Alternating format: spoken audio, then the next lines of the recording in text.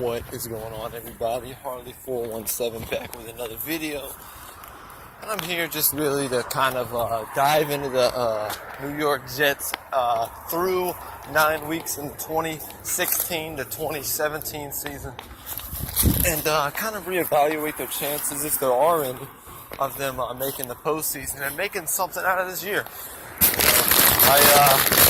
I'm pretty much known for being one of the most optimistic Jets fans that anybody's really known. A lot of people know me for that. But, you know, when it comes down to it, at the end of the day, you've got to look at the facts. You've got to look at how the team's played. You got to look at if they've got the will to, actually go further throughout the year. So, without further ado, no lengthy introduction. You already know who I am. Let's get right into it. So, the Jets started off this season. On 9/11 against the Cincinnati Bengals. A lot of people thought this was going to be a really good game. And for the most part, because going into the season, is this supposed to be a good game? But going into the season is supposed to be a good game, not only because it's two teams, just in week one, two AFC teams, because it's two playoff teams. Two teams that everybody was projecting to make the playoffs this year for the AFC. So to go into the game, it's a little bit, everybody's a little bit antsy to actually get their feet wet. Not just the rookies, the veterans too, looking to make a statement early in the year. The Jets fall out flat in the game with several critical errors on the offensive side of the football and missed field goals on special teams. They lose the game by 1 point. I think it was like 21-20 or something. Anyway, so they take that loss. Then they go to Buffalo, the place where they ended the season last year. And the Bills ended their season, so the Jets had a chip on their shoulders. Everybody did. And the Jets played phenomenal that night. I think we dropped 37 points on the Bills. Everything was looking okay for the season. We were still looking to be a contender, undefeated in the division, 1-1, one right behind the Patriots. So we look good. And sorry for the lighting, guys. I'm kind of on my way home from work. But anyway, nonetheless, here we go. So the Jets go to Kansas City, the first real test of the season. Two AFC teams probably expected to be wild card teams also. Jets come out flat.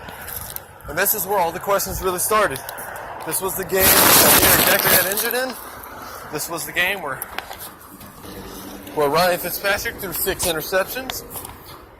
And the offense just couldn't get anything going. I think we got 3 points. We lost 24-3. That was a critical turning point of the season in a bad way. Next up, I think we played the Seattle Seahawks. Yeah, we played the Seahawks. Okay, Seahawks. We came home to our house, played Seattle, attempted to get it done. We had 2 straight back-to-back weeks of being on the road against AFC teams.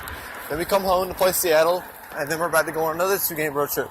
So everybody's like, we got to get this victory. We got to get the job done. We're 0-1 at home. Jets come out flat this game. Horrible passes were thrown. The offense couldn't click. The defense played well for most of the game, but the offense couldn't click thanks to Fitzpatrick. Okay, threw like 2 or 3 more that game. So we lose that game by 10. Should have been 27-10. But we got a scoop touchdown on a crazy play towards the end. Got us the lead a little bit shorter. So now we're sitting there at 1-3. All right, lost to the Seahawks, Chiefs, and the Bengals. Next up, we go to Pittsburgh. We'll go to Pittsburgh to play the Pittsburgh Steelers, another AFC team on the road. Crucial victory yet again for the Jets, a much-needed victory, and they come out flat. No, actually, they didn't come out flat. They started the game, they competed throughout the whole first half. They played well. They played really well. But towards the second half, something happened at halftime. They were only down like 14-13 at halftime. And then all of a sudden the tides turned and Pittsburgh came out rolling towards the end of the third, early in the fourth. And we didn't do anything. Nope, we didn't do anything.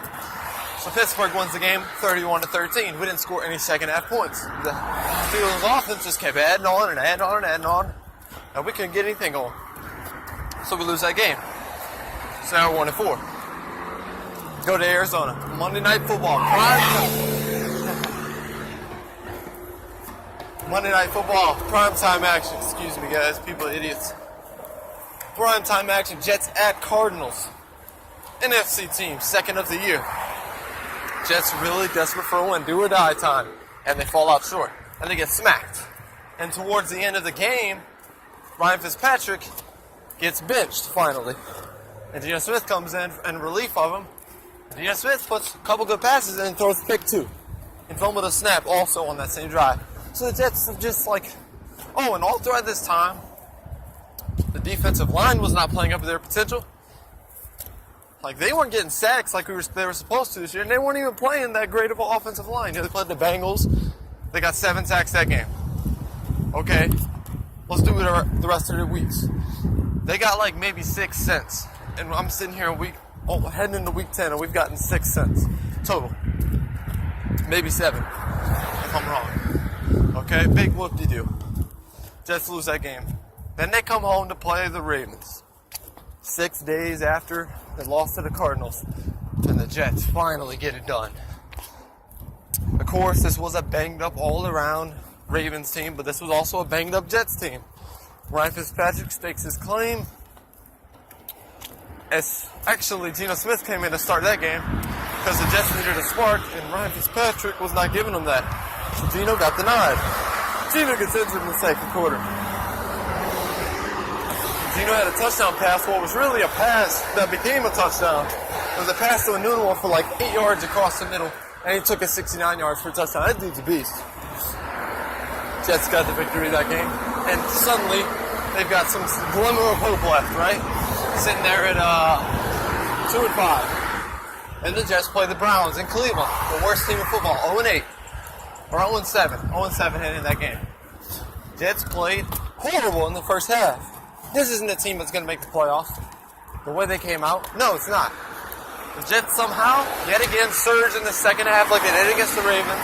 And they go get 24 unanswered points and take the lead 31-20 after they were down 20-7 at halftime. So the Jets have got momentum. 2-game winning streak. And they come home. They go to Miami after that game. Divisional game. Pretty big. The Jets play hard enough to get the victory. Right? They're supposed to. No, they don't. Ever since the first quarter of that game, since the first snap, there was penalties in all 3 phases of the game for the Jets. Man, it was embarrassing. Offense was getting false start penalties. Defense was getting pass interference penalties, taunting penalties, offsides penalties on special teams. Like, it never ended. It never ended. It was ridiculous and annoying. Oh, my goodness. No discipline has been shown in this team. The Jets lose that game 27-23 after a kickoff return late in the game.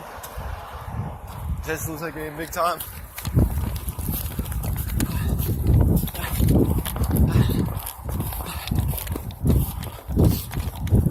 They lose that game to the Dolphins. I've already got recap videos of all the games if you want to go back and check them out. Alright, so now looking forward. Midway point. We're 3-6. Want to make the playoffs? Have a chance? Gotta win out. Can't keep losing games.